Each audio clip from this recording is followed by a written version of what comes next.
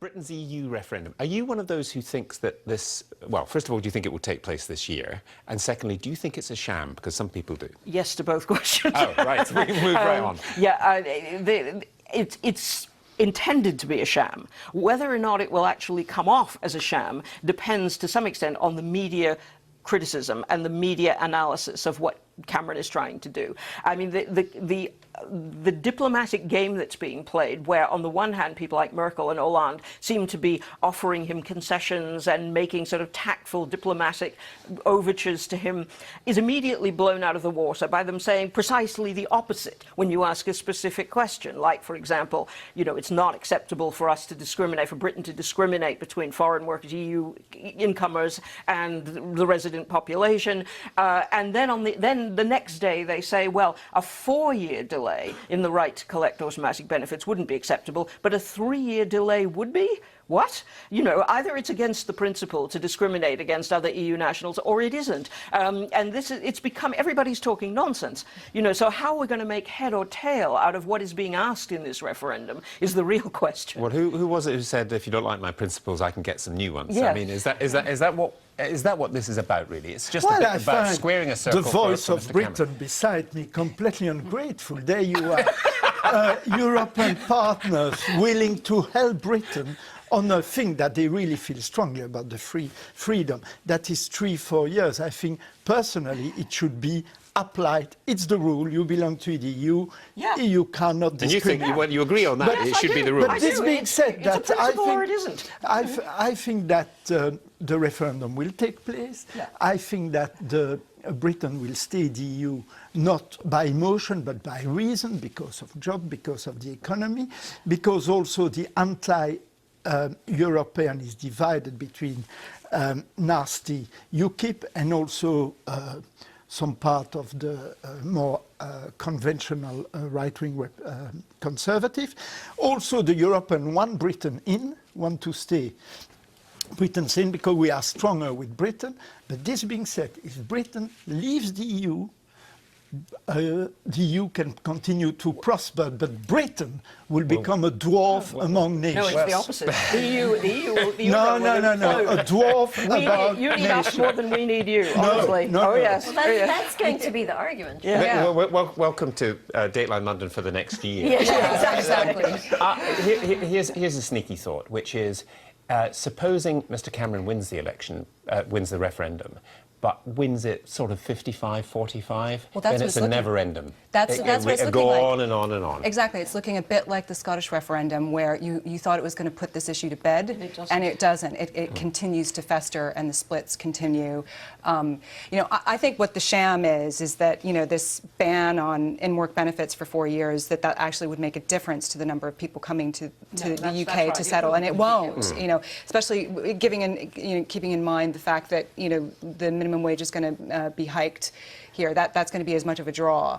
You know, I think ultimately the number of people who are going to be voting in the EU referendum based on what deal he comes back with is relatively small, and it's going to be, people are going to they're going to vote with gut instincts. Maybe about immigration, or maybe about my job, but the my people, job, or people who vote will be overwhelmingly Eurosceptic. That has to be borne in mind. The polling organ, the young will be mobilized. They won't vote. And the most enlightened of your compatriots will be mobilized and will make that work. Exactly. I think it will depend on how the campaign is played out, but most people will be voting on gut. Do we see ourselves as British and European, or do we see ourselves as English and British, or Welsh and British, and that's it, and we don't want to be part of European? And I honestly don't think that there are that many voters looking at 3 or 4 years and what it means for benefits. It's more an image of what it means to be European, and I think that's what they need to play on. Did you think and jobs, but exactly how that affects jobs. Janet, you wouldn't agree with where he's coming down on this. Do you think William Hague hit quite a good nerve, which says that the future of the United Kingdom is at stake here because Scotland would leave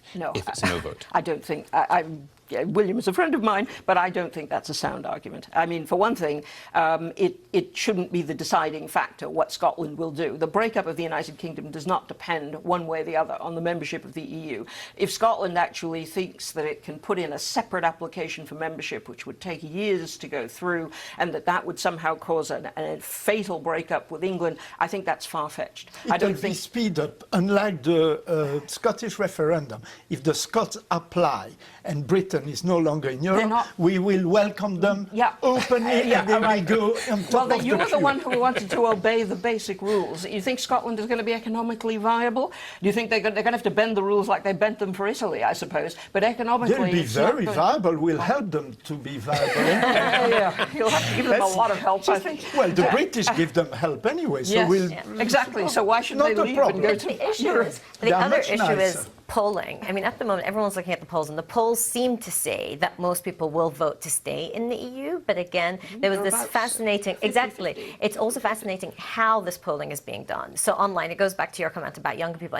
I do believe that the younger voters will want to stay. So those that are actually taking part in these sorts of conversations, debates online, seem to be overwhelmingly pro-Europe, and those that are doing it by landline, By landline. Oh, or who the tend to be things older. are Look actually at the reasons why the polling went so wrong in the last general election. Because they sampled too many younger voters who claimed they were all enthused and engaged and then didn't turn out to vote. Whereas the older voters, who will tend to be more Eurosceptic, you have to give them a disproportionate voice in the polling if you're to get an accurate result. Staying with kind of that thought, Jeremy Corbyn in 2016, big test for him. You know, there's some of the papers this weekend are saying he's got to get 35% in for Labour in the May elections, otherwise he'll be in trouble. I mean, do you buy any of that, or do you think he is going to be the leader of the Labour Party till he decides he doesn't want to be, or 2020? I think he's here to stay, and I think you know, he has such a control over the party machine that I don't see, unless they can figure out a way to exclude him from a new nomination contest. And there was this, you know, they were looking at this, that if he wouldn't get enough support from parliamentary Labour MPs at this point, but they can't exclude him. I mean, there's this legal kind of no man's land. I mean, I think he's here to stay. I think the more interesting question is what happens to the Conservative Party leadership as a result of the EU referendum. Where does Boris Johnson come down on this? Because he's still kind of straddling the fence. Theresa May and Theresa some of the other May, big hitters. and you know, what does that do to George Osborne's prospects of taking over the Conservative Party? You know, I think that's the interesting space to watch. Any other thoughts on Well, domestic politics this year? I agree, will stay because he has been elected. And Labour in general is much nicer and kinder to their leader than the nasty Conservatives. To the leaders. Right, Their yeah. leaders. I see.